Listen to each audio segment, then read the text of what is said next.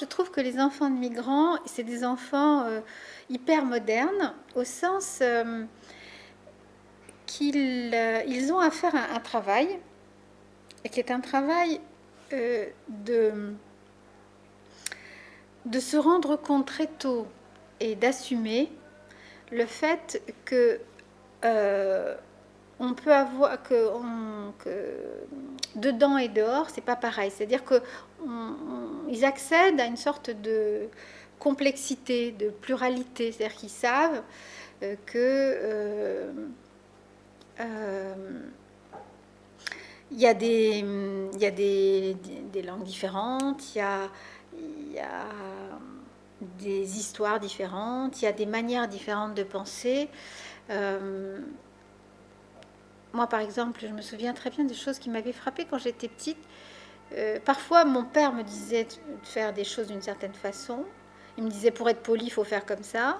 Il faut baisser les yeux et puis pas trop te poser de questions aux adultes. Et puis, quand j'arrive à l'école, on me disait, pour être poli et pour montrer qu'on est intelligente, il faut poser des questions, regarder bien dans les yeux son instituteur et lui poser des questions. Et pareil à tous les adultes.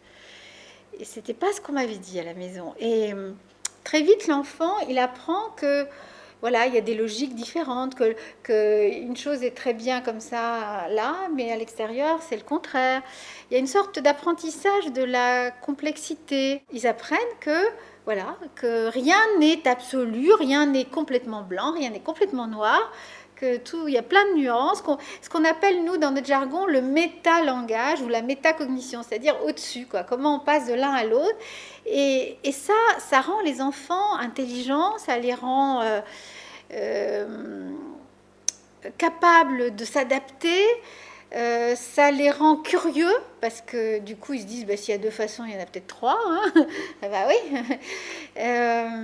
Et ça favorise une sorte de vivacité, d'intérêt, de désir de langue, désir d'apprentissage. C'est pour ça que je considère ces enfants hyper modernes, parce que je pense que ça, c'est quelque chose que tous les enfants vont être obligés de faire, parce qu'on est dans un monde qui change beaucoup. On est dans un monde où on change aussi beaucoup de familles. Hein, les familles se recomposent, les logiques, on peut avoir plusieurs femmes qui vont avoir des fonctions maternelles, plusieurs hommes qui vont avoir des fonctions paternelles, parce que j'ai un beau-père, ou j'ai une belle-mère, etc.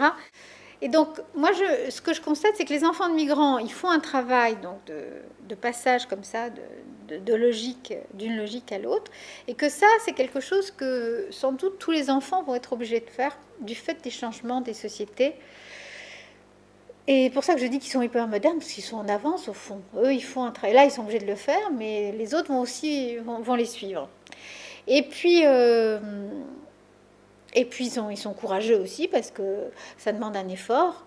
Ça demande aussi de trouver de la force pour se battre contre la discrimination. Hein. Parce que les enfants de migrants, ils sont toujours objets, d'une manière ou d'une autre, souvent une discrimination modérée, mais parfois ça peut prendre des formes plus importantes. Donc il faut trouver la force. Et l'autre chose que je vois beaucoup chez les enfants de migrants, c'est que c'est des enfants qui, peut-être du fait de tout ça aussi, développent beaucoup des capacités de rêverie, quoi. C'est-à-dire qu'ils essayent d'imaginer, parfois de manière un peu utopique, mais ça fait rien. C'est des mondes, des alternatives. Et voilà, donc je trouve que oui, que c'est des caractéristiques des enfants de migrants, mais que malheureusement, trop souvent, eh bien, on ne valorise pas ces qualités-là.